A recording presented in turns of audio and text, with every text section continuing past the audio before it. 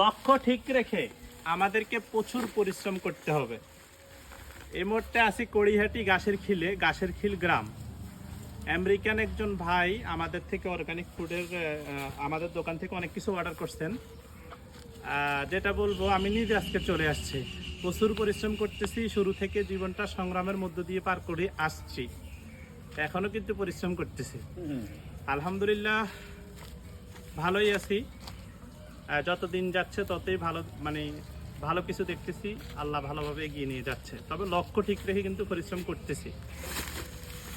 তো আপনাদেরকে বলবো ভাই, লক্ষ্য ঠিক রেখে প্রচুর পরিশ্রম করতে হবে এই যুবককালে, প্রচুর পরিশ্রম। আর যারা স্বাস্থ্য সচেতন তাদেরকে বলবো